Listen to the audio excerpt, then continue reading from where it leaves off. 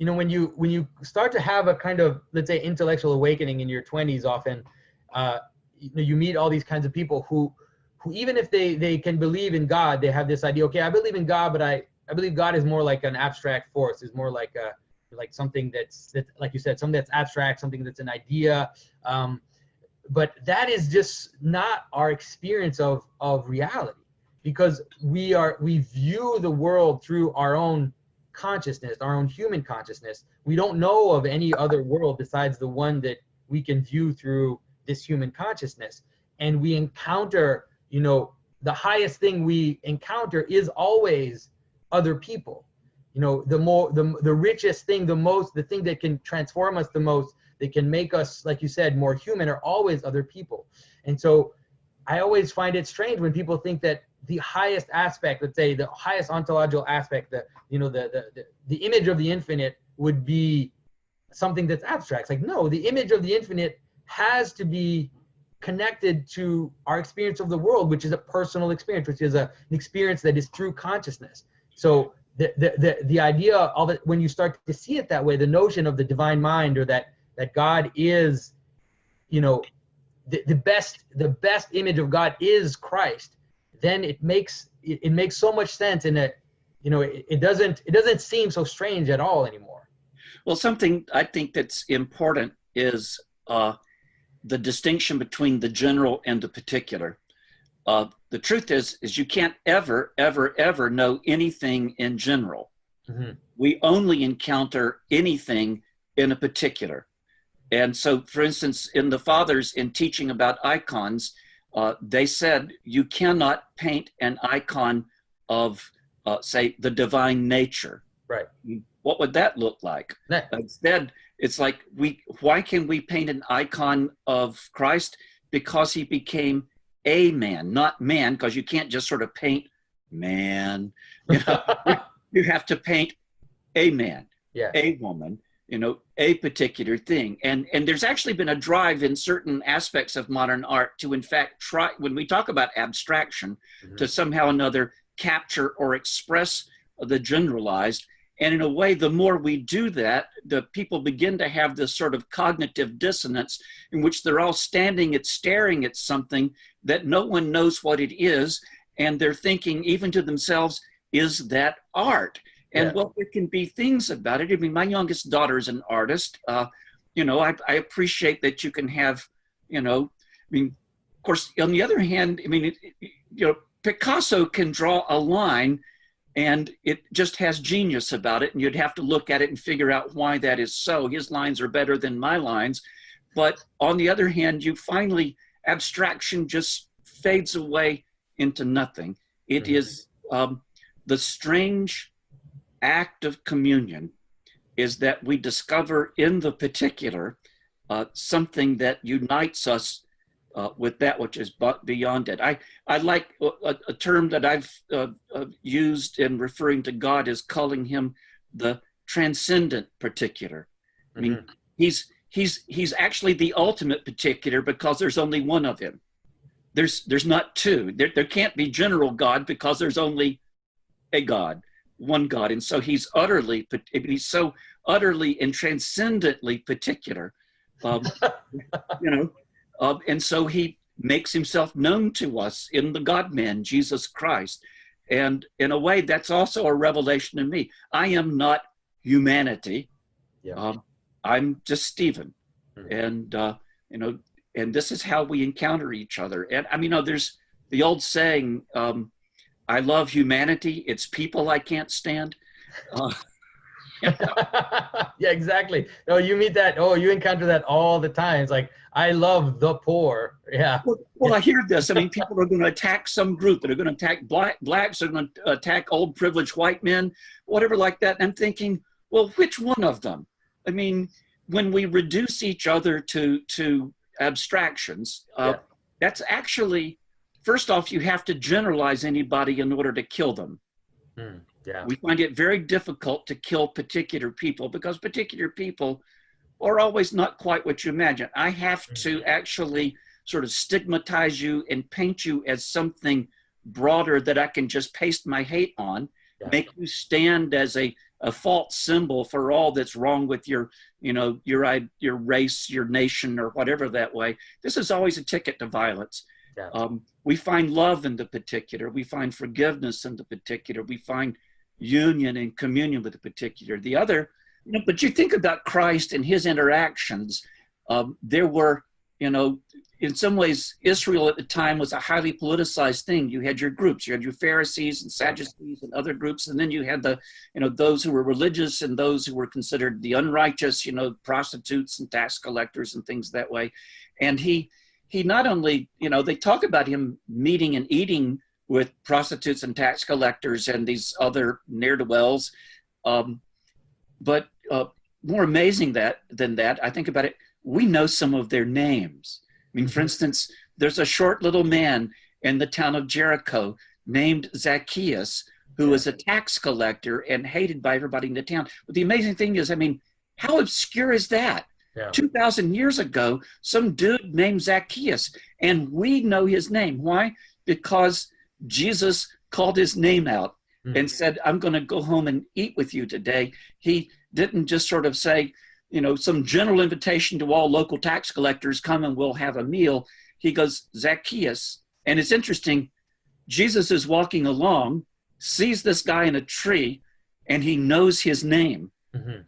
And he says, Zacchaeus, come down. Not you in the tree, come down, but Zacchaeus, you come down. And we have this consistently, these encounters that are highly personal, and which he sees the person not for their sin, not for their brokenness, not even for their larger commitments like Pharisee or whatever else. He just sees them. We know the name of a Pharisee, Simon, whose house he ate in, and a woman washed Jesus' feet. We know the name of the Pharisee, Nicodemus, and of others. We know them by name because this was personal encounters. In the book of Revelation, talk about art. In the book of Revelation, one of the sweetest things in it of the vision of heaven is, I will write a new name on you. Sort of like, I will reveal to you the, you know, the truth of who you really are. I will tell you your name. And it's sort of like, and when you hear it, I think the sense would be of at last, the complete revelation of the truth of your being would be made known in the name God speaks to you. That is, you know, utterly who you are. And I mean, a name is in that sense uniquely personal. You walk into the room, you say, Stephen, you have my attention. And so there's this particular, but the particular isn't to reduce things. It's actually the only way we ever have communion with anything. Yeah. You know, it has to be. And so I think you see it, like, I mean, one of my favorite, let's say, I'm going to paraphrase, but one of my favorite quotes from St. Maximus the Confessor is when he talks about, you know, he says, you know, as the person, you know, even a person who's discovering, let's say, the spiritual essences of something, and he sees these spiritual essences, let's say, separate from the particulars, he sees that, no, there's no contradiction. They're not opposed to each other. They're actually made to be together. Like, that's the whole key of the incarnation, is that we're not called to this kind of, you know, this abstract world, but we're called to encounter the world as a embodied reality. And so, and I think, I mean, it's very mysterious. It's very mysterious when you think of it in terms of the totality. You know, when we talk about Revelation, we think of it in terms of this kind of final revelation when everything comes together. It's difficult to fathom how this particularity is all going to come together, but we can, you know, in our experience, like we've been talking about, in our experience, that's how we experience it. That's how we experience the world. And you can say that to a degree, the great revolution intellectually, if I can say it that way, in Christianity was, I mean, already in Plato, there is a discussion of the transcendentals, that is goodness, truth, and beauty. And there's a recognition that this is important. This is what we should be talking about. Yeah. What happens in Christianity is that language gets taken up, but there's a recognition that the transcendentals are in fact to be encountered in the particular. And that becomes the revolution in which, I mean, for instance, the word person as we know it today is a Christian invention. Yeah, it used to mean mask. It's Yeah, not it wasn't the right word for what we were talking about. You were just you had a thing. You were a helot. You were a slave. You were a something, and suddenly you become a name. Every person of equal value. I mean, we couldn't say that all men are created equal without that revolution having occurred. It gave infinite value to the particular, whereas prior to that, there was only infinite value to the infinite. And in a way, you can't get it in your hands. And in the incarnation and what that sets in motion in the life of understanding is a drive towards, I mean, when God becomes man, the infinite enters the particular, and the particular, is revealed to have infinite value. And that's a complete change. Nothing is just dispensable.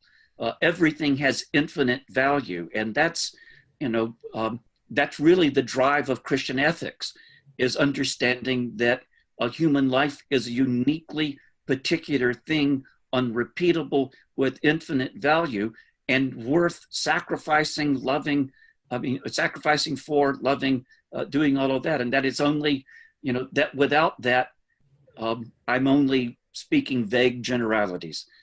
It's only in the particular that we encounter goodness, truth, and beauty.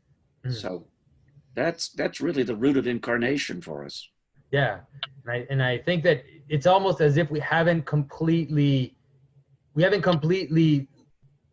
understood the ramifications of that until today. We haven't. It seems when you think about it, it just creates such a jam in your mind, to think about it that way. But it also intuitively, there's also something very deeply intuitive that makes it that it has become the core of our ethical thinking. I mean, like we talk about this all the time, that even now the secular ethics, they are based in this incarnational thinking, even almost without knowing it. This notion of the value in the particular, and the value of the individual is something which has come through the incarnation. But now, in the modern project, we've seen also how it has slipped aside. When Christianity is completely knocked out of the arena, then all of a sudden that has to go too, and then this crazy collectivism just